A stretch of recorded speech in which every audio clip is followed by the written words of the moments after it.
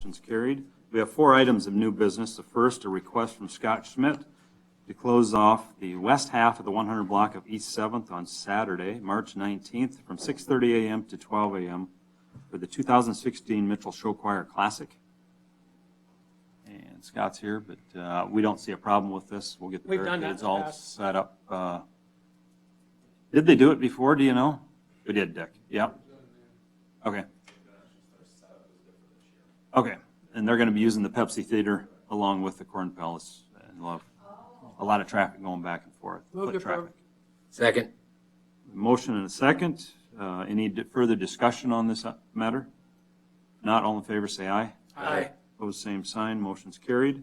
Next, Scott Schmidt requests the circus campers and trailers be allowed to park and stay overnight in the City Hall parking lot from Sunday, April 24th to Thursday, April 28th, 2016. This is also a reoccurring event. The question I have, it says City Hall parking lot, but don't they use the parking lot to the northeast of that also and stay overnight? I think that's for the carnival, for the fall festival. Yeah, I don't know if the Not- circus circus goes doesn't? in there. They pretty much Okay. fill up our Stay lot here, Okay. I think. If they happen to go over there, do we have an issue? No, I don't. I don't, but We can allow it. I was just, We can grant it Wanted to if make sure. need be, but yeah, usually they've stayed right in case, here, I in case the believe. elephants get away. Yeah. They might park a truck or two over there, but yeah. Move to approve. Second. Motion and second. Any further discussion? If not, all in favor say aye. Aye. Opposed, same sign. Motion's carried. Next, Scott Schmidt's request to close Main Street in between 6th Avenue and 7th Avenue on Tuesday, April 26, 2016, between the hours of 8 a.m. and approximately noon for the Shrine Circus Senior Show. This is also a recurring event. Move to approve. Second. Motion and second. Any further discussion? Not all in favor say aye. Aye. Opposed, same sign. Motion's carried.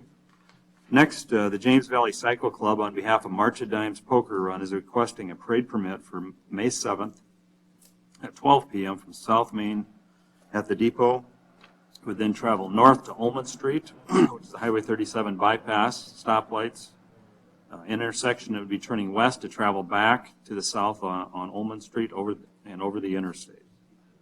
The only thing we need to discuss here is right now the parade permit is $50, and we need to decide if we want to be charging any overtime or any additional fees for this.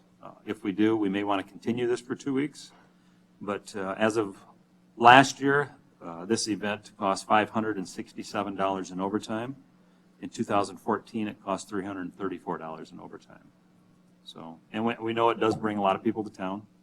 It's, I don't know if Doug's here, but I don't know, it's 100, 150 or more. Motorcycles, cars, riders, or whatnot, so. How long has it been $50? I want to say, I don't know, 5 to 8 years. Before that, we really didn't have a fee. And obviously $50 wasn't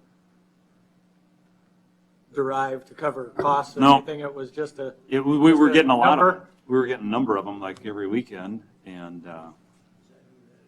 you know, the officers have to come in on their weekend day off on Saturday. is there And any? we have any to way pay 2 hours minimum overtime.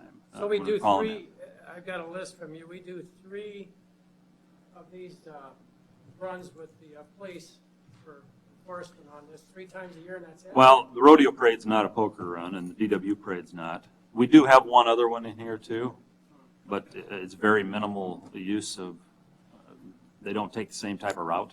Well, we do It's a tour de minimalized corn and have somebody, We help them get started on Tour de Corn, yep, is it. block one intersection, Yep. I think. Yep. And for a lot of them, we can use on-duty personnel.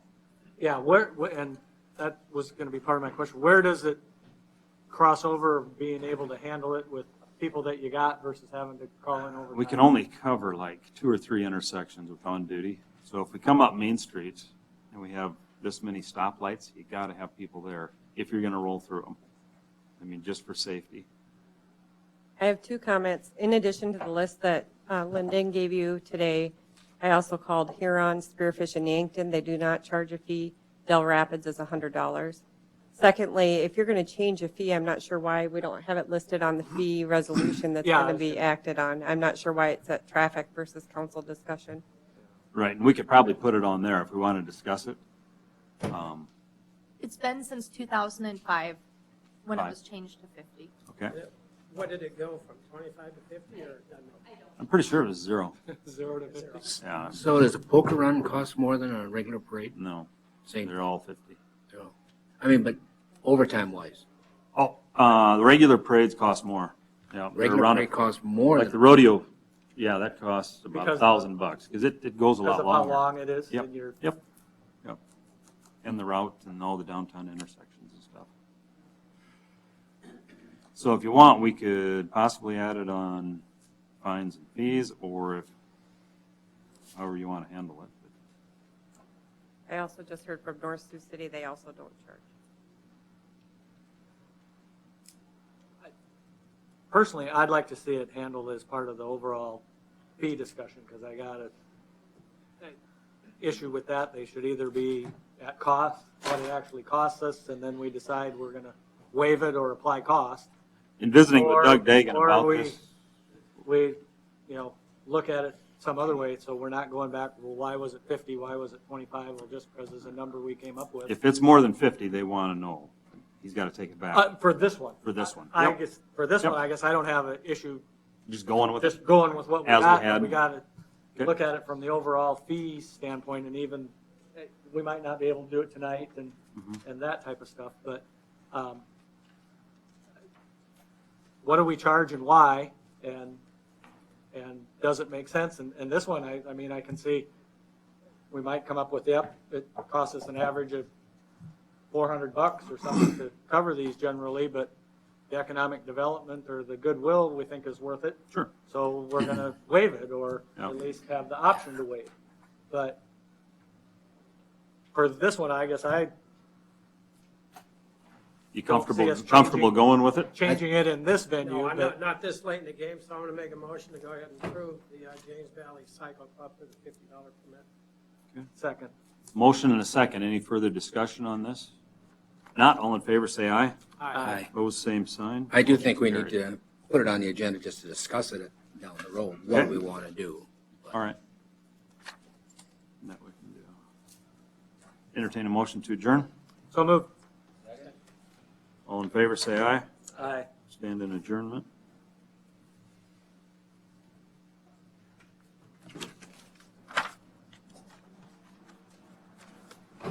Are we?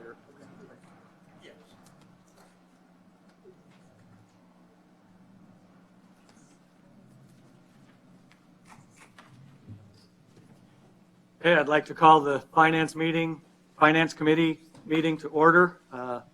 Entertain a motion to approve the agenda. Motion and a second to approve the agenda. Any discussion? All those in favor signify by saying aye. Aye. Opposed, same sign.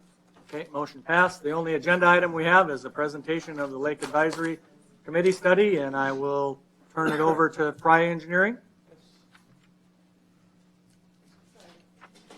And we'll get the presentation, I think, right? Yes. Okay.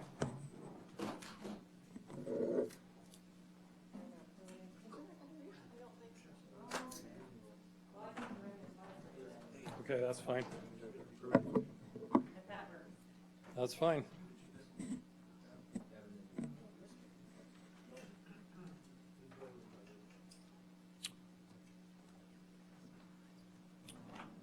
Okay, well, thank you. I'm John Holtz from Fiber Engineering. I've been invited to come give the same presentation to you all that we gave to the Lake Board. I'm going to keep it as brief as possible, so we have time for questions. I anticipate some questions. I will also be around after the city council meeting. I'm not staying overnight here in town, so if anyone wants to talk to me after the city council meeting here, or if there's a better spot to go, I'd be happy to do that too. What we presented to the Lake Board is kind of a 7-step process on how to do appropriate planning for successful lake management.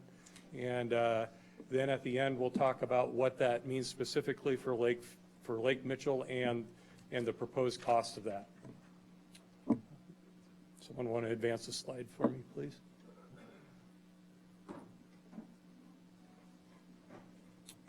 Just a little background, Fire Engineering is actually officed in Omaha, Nebraska. We're a fairly small firm. We only do water resource work. This is me up here. I was former faculty member at the University of Nebraska for about 13 years before going into consulting, and I specialize in lake management and lake ecology. Next, please. Like I said, we only do water stuff. We don't do traffic. We don't do streets. We're an engineering firm that focuses on these 5 areas: dams, levees, rivers and streams, stormwater, lakes and water quality. And I'm going to be talking exclusively about the lakes today. The water quality challenges, just to give a little bit of an overview of what we're up against. Most of you are familiar with most of this, but large algal blooms. If you get enough algae in the right types of algae, it can produce algal toxins, which pose a human health issue. Low water clarity, fish kills, or at least fish stress, often happens in poor water quality lakes. And of course, recreational and property value declines are oftentimes a driver of lake management projects. Where do the nutrients come from in lakes? Well, first of all, let's talk about phosphorus. Phosphorus is the key nutrient driving water quality issues, especially here in the Midwest. The more phosphorus you have, the more algae you're going to have. The phosphorus is the limiting nutrient or fertilizer for the algae. So if you take away the phosphorus, you starve the algae, so to speak. If you have excess phosphorus, you get a lot. Where does the phosphorus come from? Well, it can originate from either outside of the lake, what we call watershed-derived phosphorus, or external loading, rinsing into the lake. Once it gets into the lake, it continues the cycle between the bottom mud and the overlying water. We call that internal loading. Will you be addressing your core samples as you go through this? We don't have the results of those back yet, but I can mention where that fits into the. It would be nice if we could like personalize it. Sure, you bet. We'll get to that, I guess.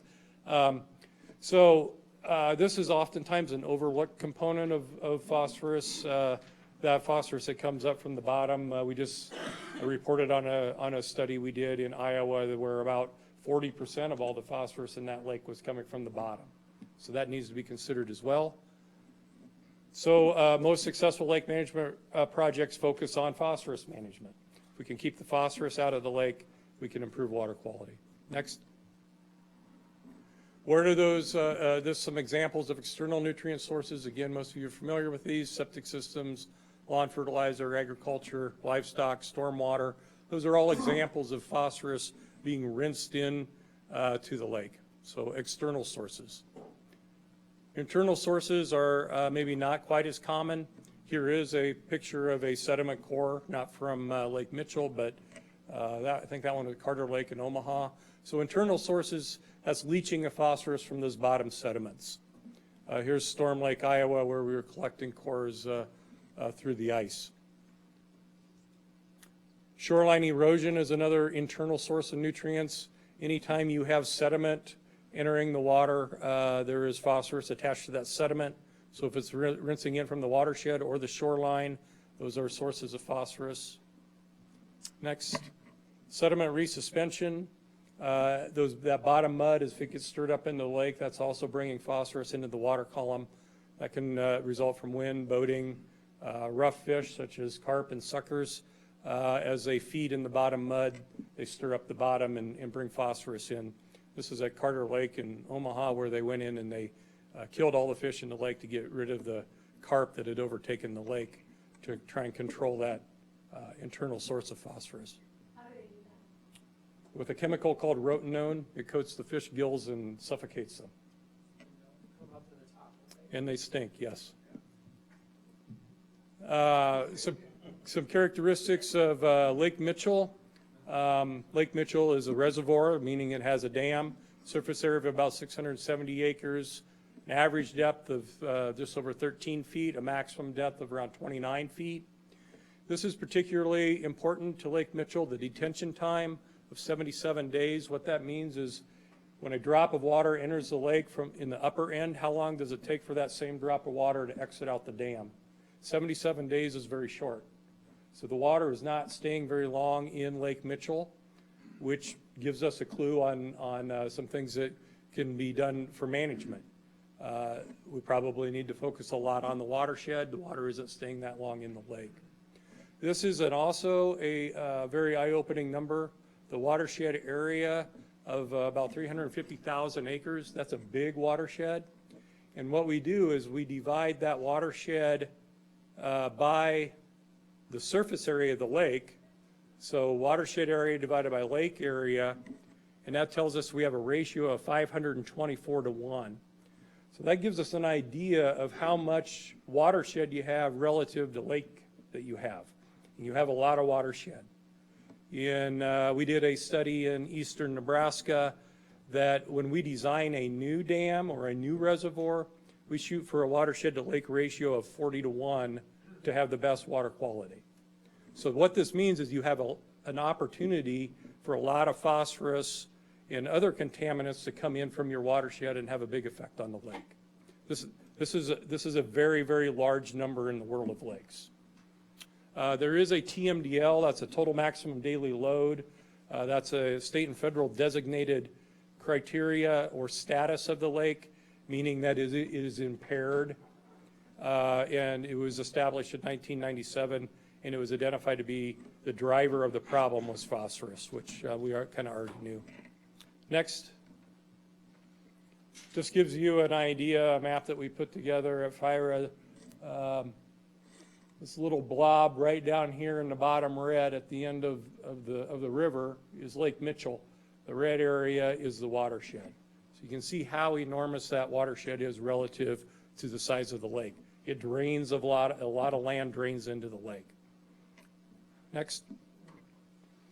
The average summer water quality is not great. When I was at the university, I ran a water quality extension program where we fielded a lot of calls and complaints from the general public, and my phone would start to ring when people's phosphorus concentrations got around 60 or 80. That was kind of the tolerance in Nebraska. That was growing enough algae that they weren't happy. Your phosphorus value is 318. The worldwide kind of standard is if the phosphorus value is over 100, it's considered what we call hypereutrophic, and that means really bad. Okay, so you guys are over 3 times that threshold with Lake Mitchell.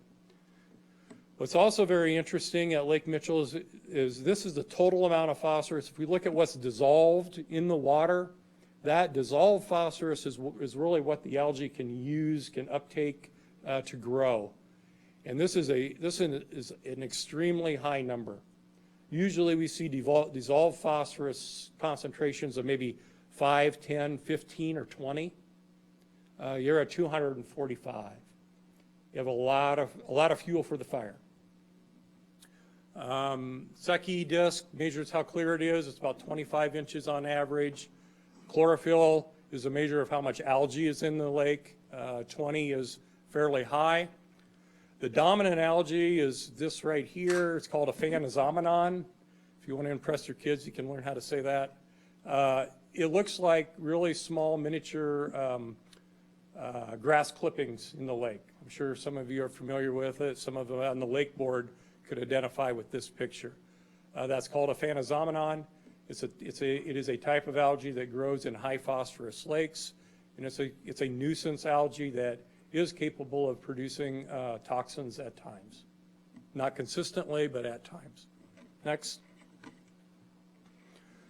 So about 18 months ago, me and another lake scientist in our office kind of sat down and said, you know, what's been the common theme over successful lake management projects in our career?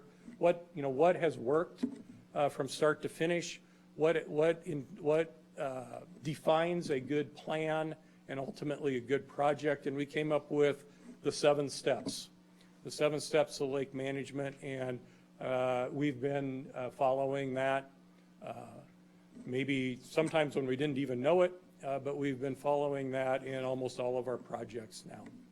So I'm going to go through these 7 steps and talk about each one individually and how they might apply to Lake Mitchell. Okay? First, oh, if you could back up, I'm sorry. I got ahead of myself. So the first step is really problem definition. We're already a long ways into that here at Lake Mitchell. I think it's important to say what we're up to here is not necessarily another study, but it's a plan. There is going to be some data collection and some information that needs to be gathered to put together a good and successful plan.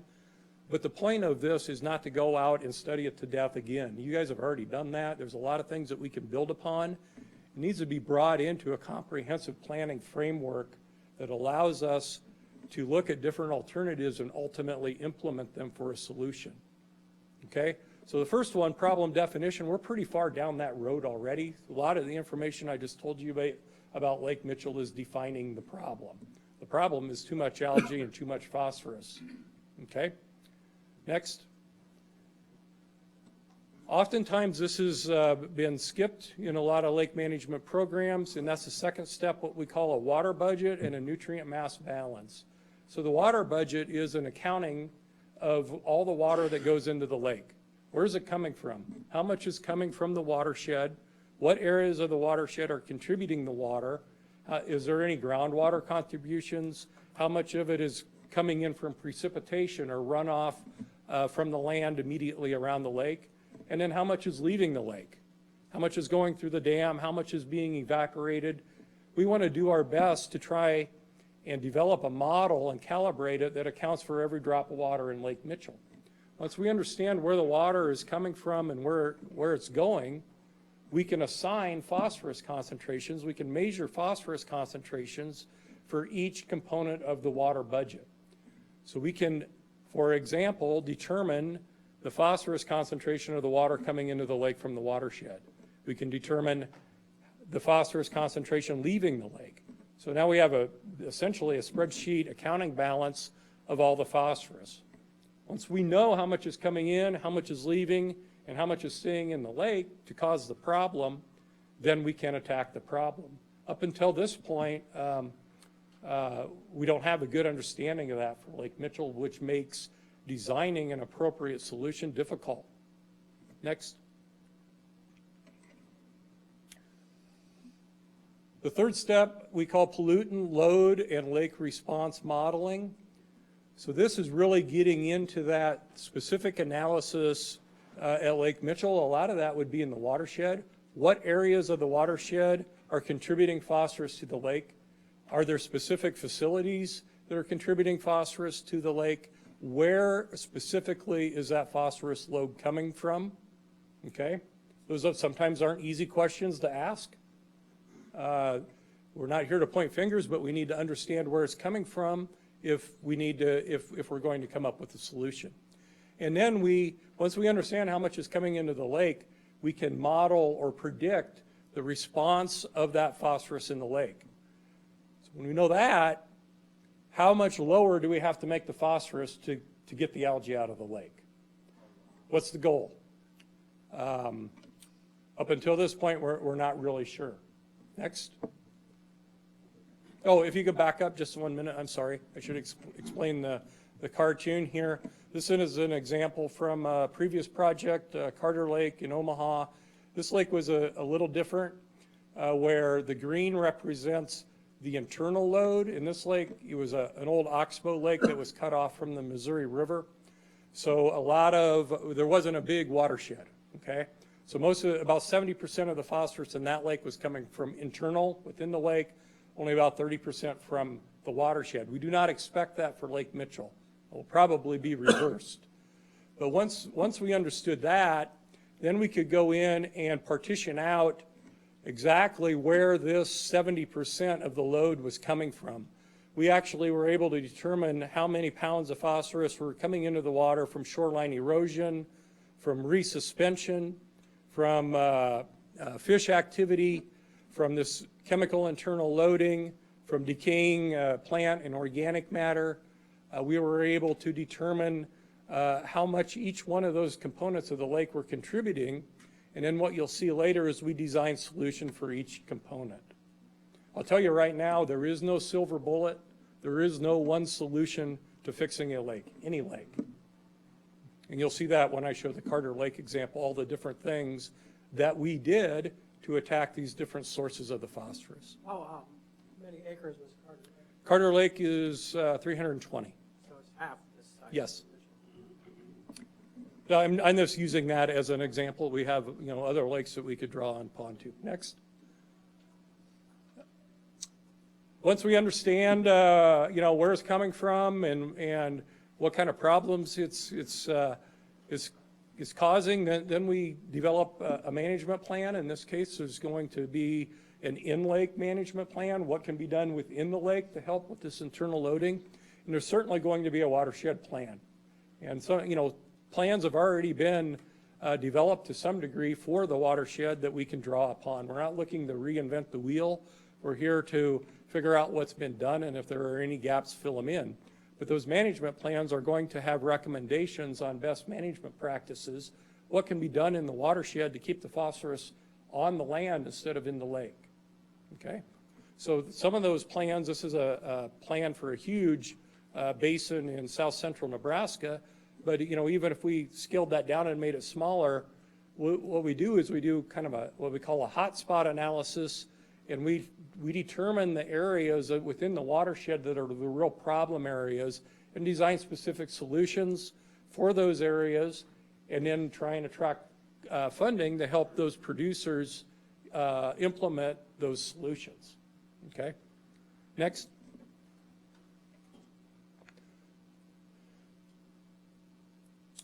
The next thing that we recommend doing is what we call an alternative or a cost analysis. We're going to come up with a whole list of potential things that could be done in the lake. I worked on a project in Ohio. We had to screen 263 different possible solutions for that lake. To be honest with you, a lot of them were no good. They just had good salespeople with no substance behind them. But still, there are lots of things to consider that have to be screened. And so we need to weigh those alternatives, which ones are the best, and our firm has always taken the approach, which ones are the most cost effective. We want to spend the least amount of money to control the most amount of phosphorus.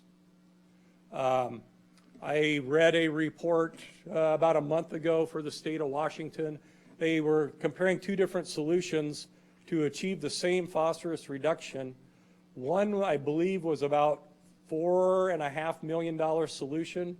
The other one was $100,000 solution. So I'm reading this report wondering why they even wasted their time. We don't want to waste anyone's time. So what we did, and this is another example from Carter Lake, recall that I had told you how each one of the solutions we were able to actually assign a pounds of phosphorus reduction to that activity.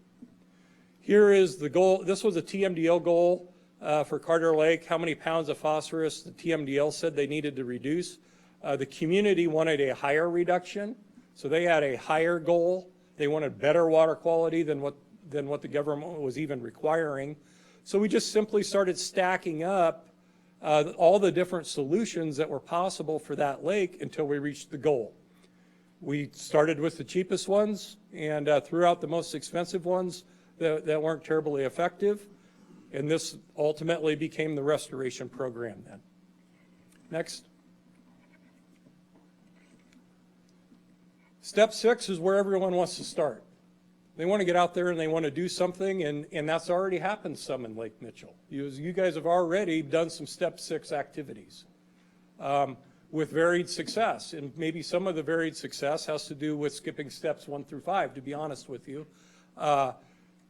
This is where everyone wants to start. They want to get out there, they want to build something, they want to do something, they want to implement the solution without really having a firm understanding of the project or understanding where the problem is coming from or recognizing that there's going to be multiple solutions, not just one.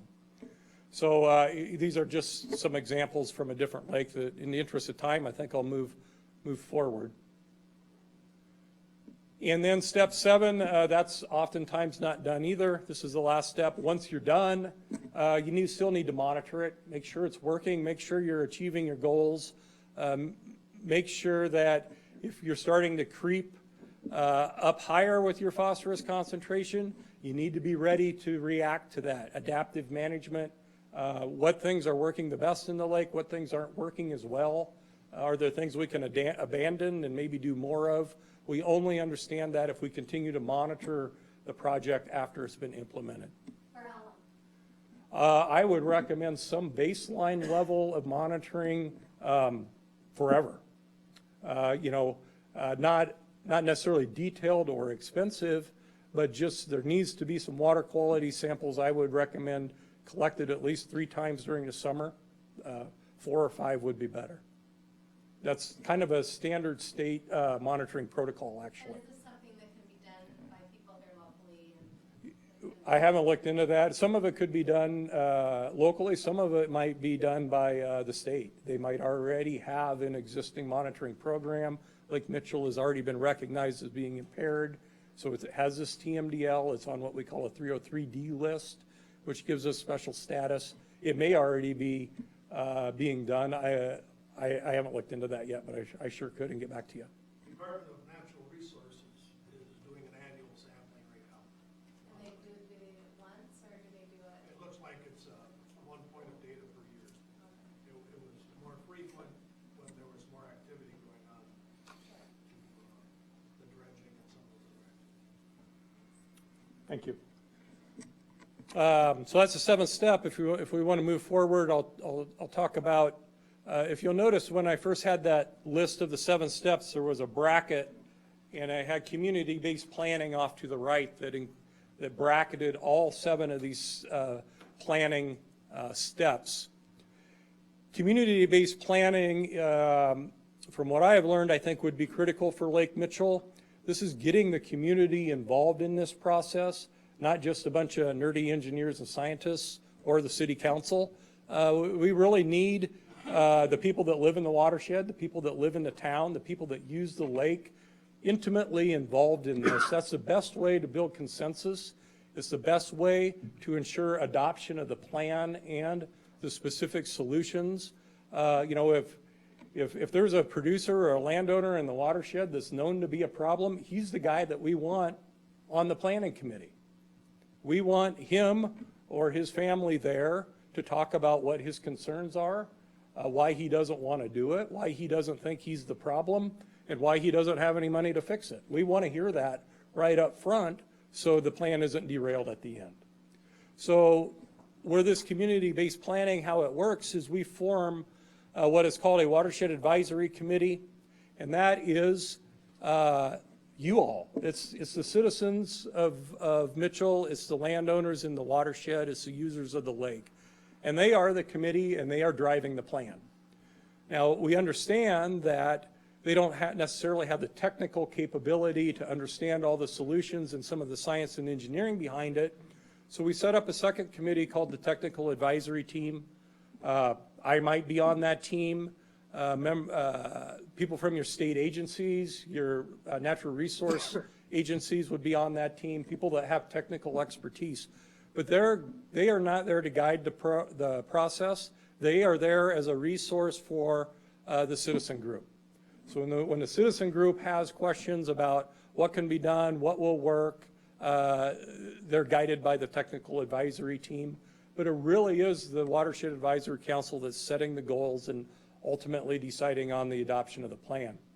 In one case, we went through this and they had an open house at the end of the planning effort where they unveiled to the public basically the recommendations to fix the lake. And they had a big open house and they had tables set up with different booths for each activity that they were recommending.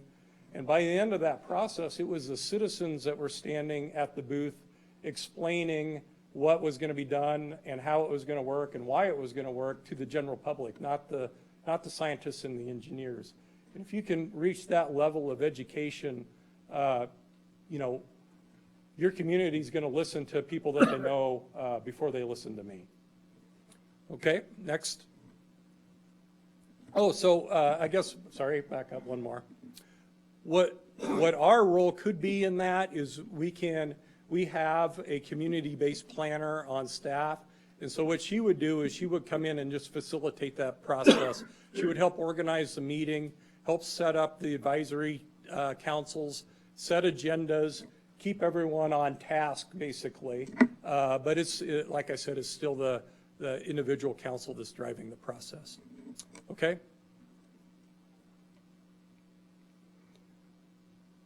I just throw these a couple examples in here on sustainability. Obviously, we're looking for solutions that are sustainable, not a quick fix that is only going to last for a year. We want to make meaningful changes in the lake and in the watershed that protect the water resource, for decades. So we talk about sustainability a lot, and I like to show this example. This is a new reservoir that the person in charge of our dam focus area designed in eastern Nebraska. And this was designed to have good water quality. We have 2 bays coming in, feeding off of some livestock facilities. We knew that those were going to be bringing in nutrients, so we designed some in-lake structures to slow that water down, keep it in the upper end of the lake, away from the recreational beach. We increased the travel time, so the E. coli bacteria that was coming in from the manure source would degrade before it got into the area of the lake that was being used for recreation. We put in all these jetties here to break up the wind energy and prevent shoreline erosion.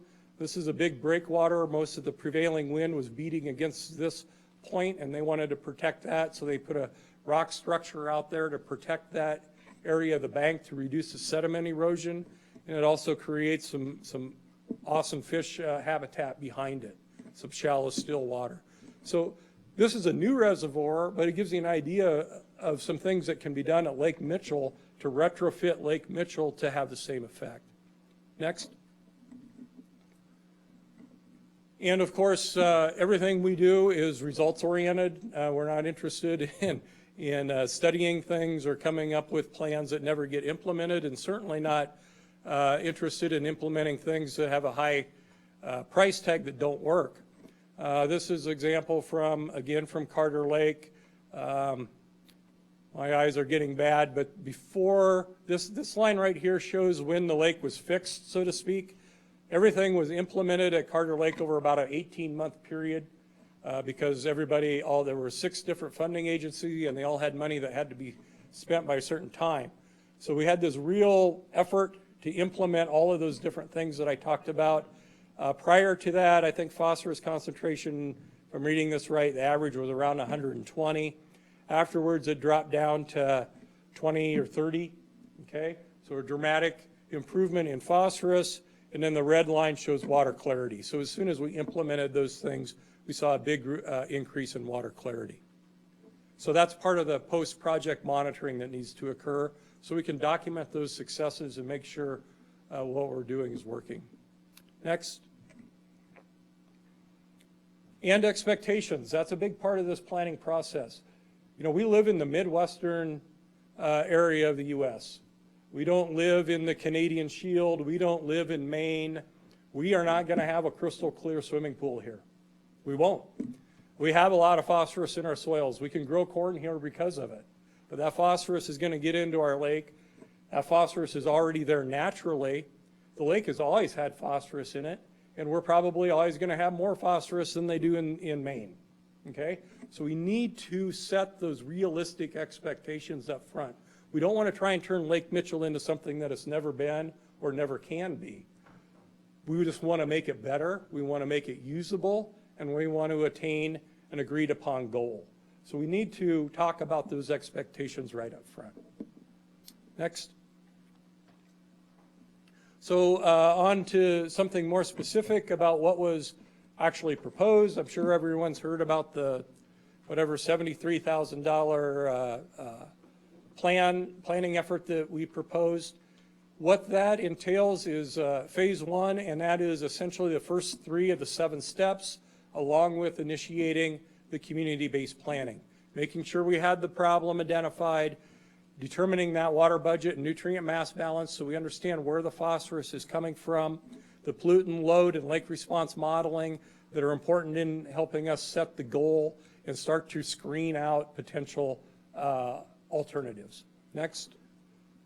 So we broke that down by task. So this is exactly what would be done for each of those tasks in the problem definition task. We would analyze all the available data that you have that's already been collected on the lake. Again, we want to learn from what's been done. We've already done some of that. We've actually already worked with the city to generate some of the available data. We do a basin inventory where we go out and we determine how the land is being used in the watershed, how many livestock facilities you have, where are they located. We need a real inventory and an accounting of everything that's going on in the watershed, so we can account for that later on when we start looking at loads and the sources of the loads. Identify any data gaps. Are we missing anything that's really critical? This is where the lake sediment core came in. We knew that we were missing lake sediment core, and if you guys are going to get into the problem definition, that was a data need, and we took advantage of the ice cover. I understand the ice is already coming off, so it was probably a good call. That wasn't done outside of the planning effort. That was just, it was maybe a little unfortunate that we came to the city council asking for that fee without you guys completely understanding how it fit into the planning process. If you guys don't do the planning process or hire someone else to do something else, that lake core data will still be very valuable. It was a good investment. Collect any additional data that might be needed that we don't already have. And price tag to do all that is about $25,000. Next. Develop the water budget and the nutrient mass balance. We build a computer model. We got a guy that works for FIRA that we rarely let out of his office. He's not very social, but he's probably the smartest guy I know. So we just chain him to his computer and he generates these models. The models are calibrated and adjusted to reflect reality, what's actually going on in the lake. And after this was done in Lake Manawan, Iowa, where we're looking at different water sources, water coming in and water going out. The fee to develop that model that will be very critical as we move forward, because once we have that model developed, we can go back and ask that model a variety of what-if questions. What if we reduce the phosphorus load by 30%? What's that going to mean for the lake? So we can use that as a tool to help us determine what activities are going to be best for meeting the goal. It's about a $10,000 or $11,000 task. Next.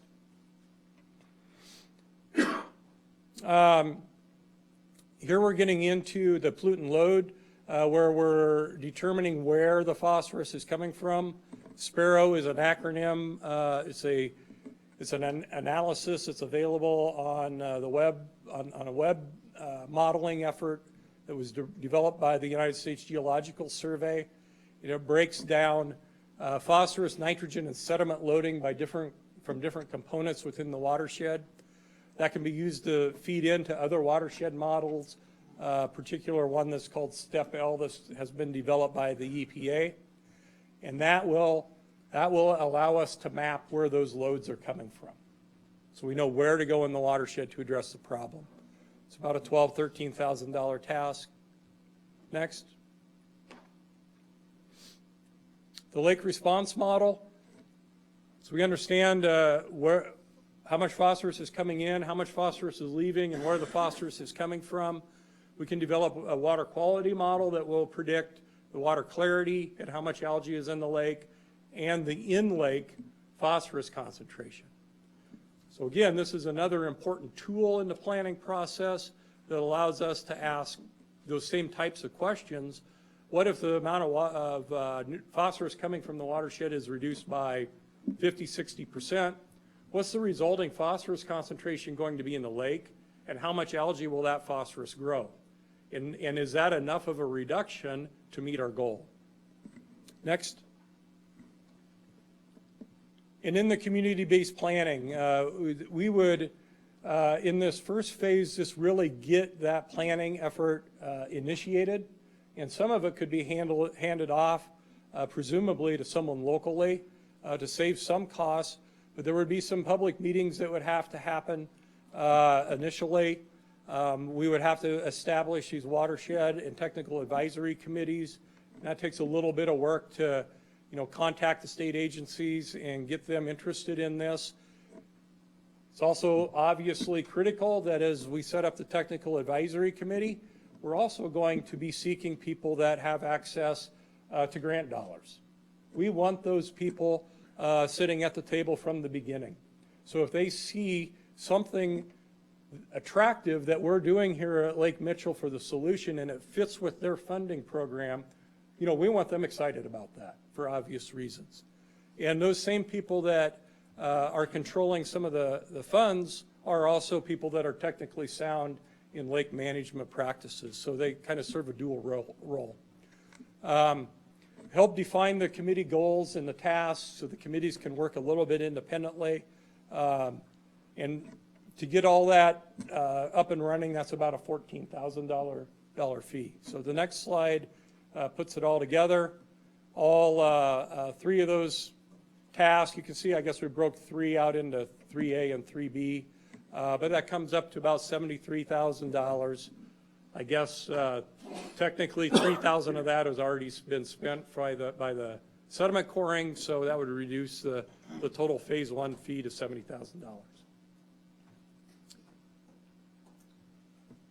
So I guess the final message I want to leave you with is this is successful. This is the best way to do lake management in my experience.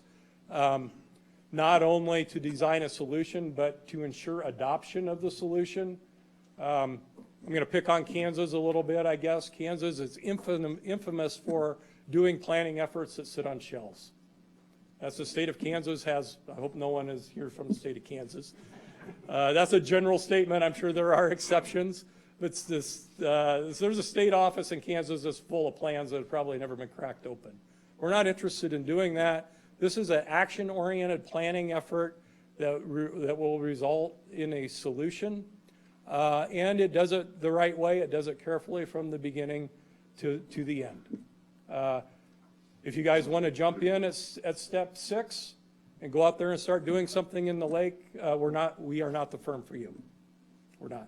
We don't think that works, and I think you have some experience that shows that it hasn't for Lake Mitchell. So with that, I'd be happy to answer any questions. If not, I'll be around after the city council meeting as well. I think we have about 10 minutes maybe? Yeah. Okay. 10, 12. Question for you, sir. What's your track record and what kind of a period of time you kind of figure this might take? That came up in the Lake Board. Someone from the Lake Board, do you remember what we were ultimately discussing there? I think we were talking about beginning implementation in probably about 3 years, having it concluded in 5. We were looking at a total project, Yep, trying to say we had at completion where we were monitoring by 5 years. yep. And that means being out there turning dirt, actually implementing the solutions, not just this planning effort. And that's consistent with a lot of projects that we've been involved in. Planning the implementation, that 5-year period is probably a good rule of thumb. You also have to consider fiscal budgets as well. No one wants to, people like to spend or spread out the grant funds over multiple fiscal years, so it's not such a big hit to their program. So that's a consideration as well. Yes. Are there things that, as a landowner with lake property, that we can start doing now, whether it's small or large, to not necessarily correct the problem, but maybe slow it down at our level? Absolutely. And there are already watershed programs that are established in South Dakota that will give landowners some guidance on their specific problem on their land, and so, in some cases offer some funding to help the landowner implement it.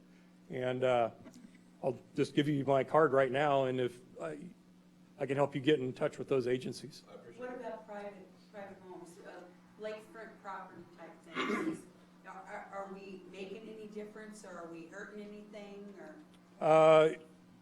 Well, that will be part of what we identify with the plan, but to give you some examples, lawn fertilizers, if people are fertilizing around the lawn, fertilizing their lawns around the lake, they should be using phosphorus-free fertilizers.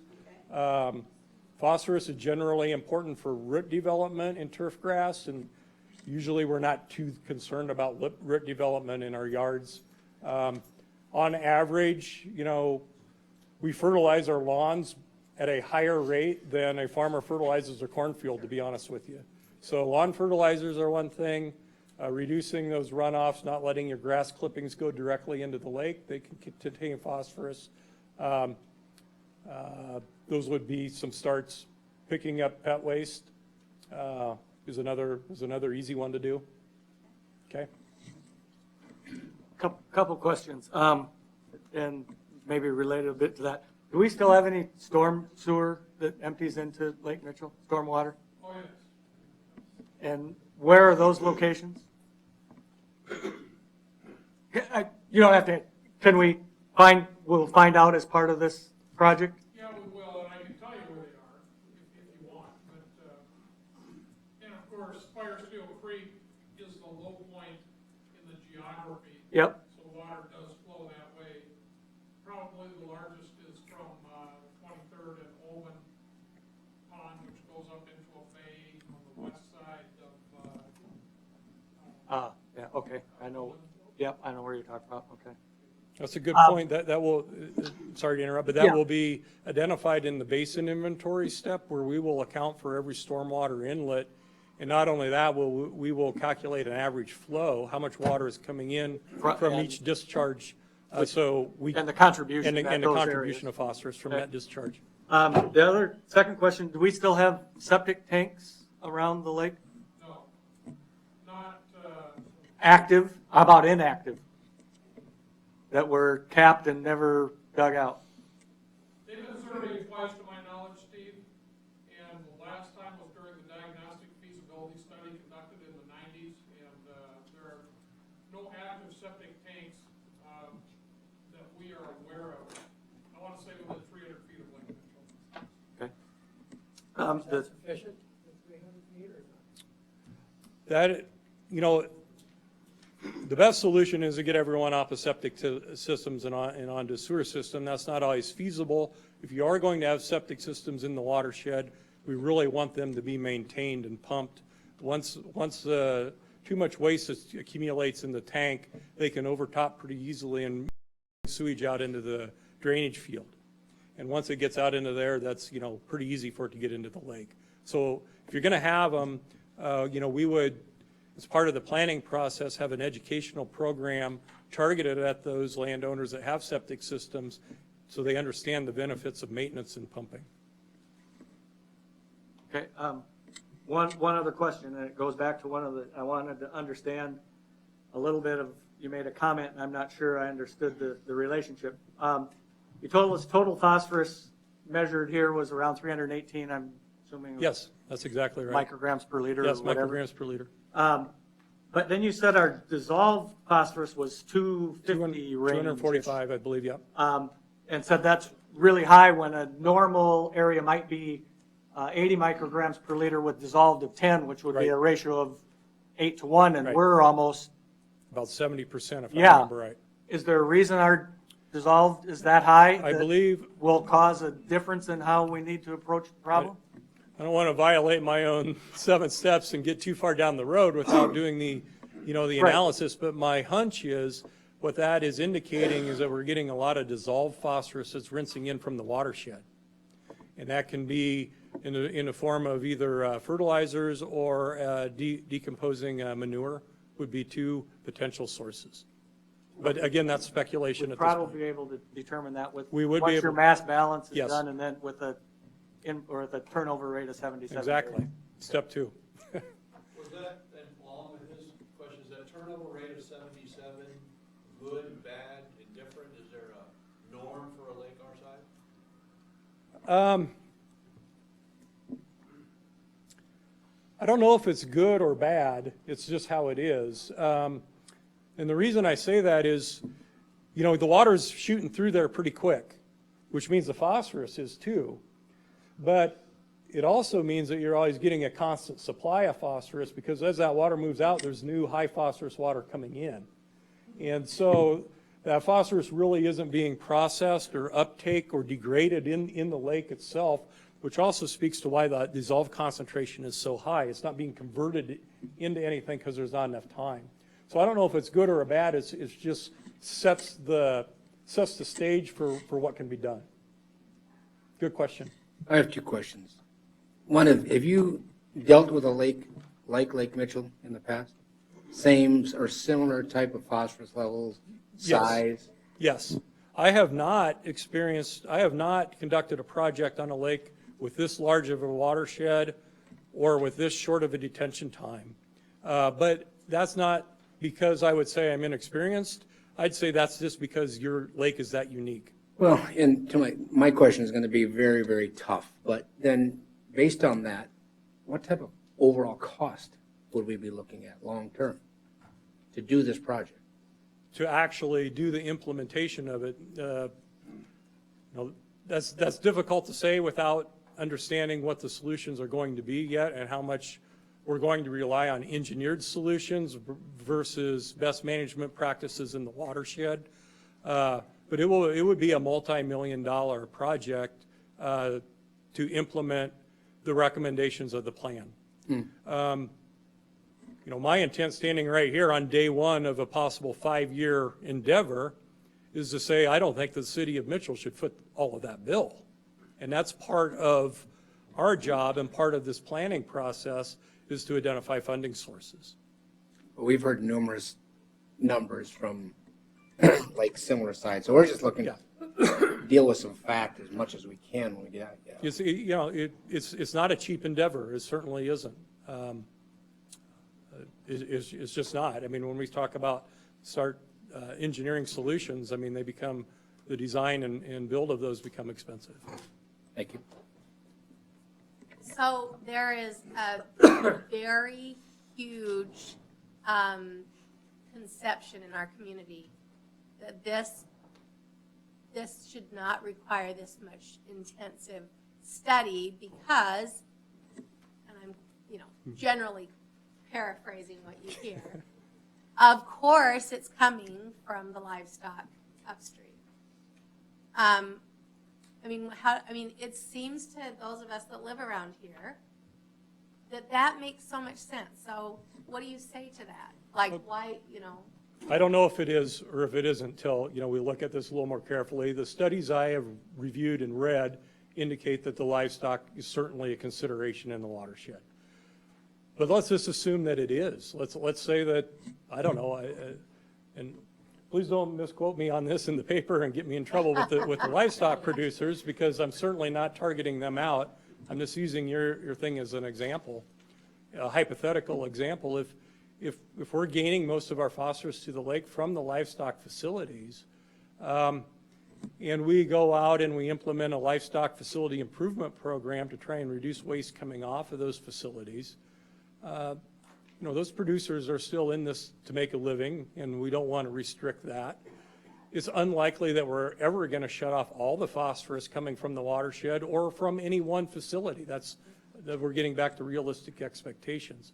So my kind of philosophy on that is you go into the watershed and you do what makes sense, and you do the best you can, and you do the most you can, given the funding that you have and the willingness of the community and the landowners to do it.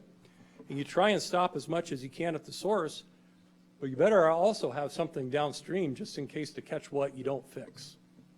And so it's easy to say, well, we just need to go out and clean up the livestock facilities, but it's more difficult to admit that we're never going to completely shut that source of phosphorus off, and we're probably going to need a downstream engineered solution to catch what comes off, whether it be a livestock facility, a cornfield, or a lawn fertilizer. Is there any benefit to waiting for the results of the core sample before we decide what we want to do? Would there be? No, there's not. The core sampling is a very specific set of information that was missing from your information that you've already collected. And so what those core samples are going to help us do is determine how much phosphorus is coming from the bottom mud. Right, which, wouldn't that give us a lot, a really Yeah, but that'll be part of your mass That balance. will be part of the study. mass That's balance. That will Yeah. just, Step two. yeah. Right, yeah, I understand that, Yeah.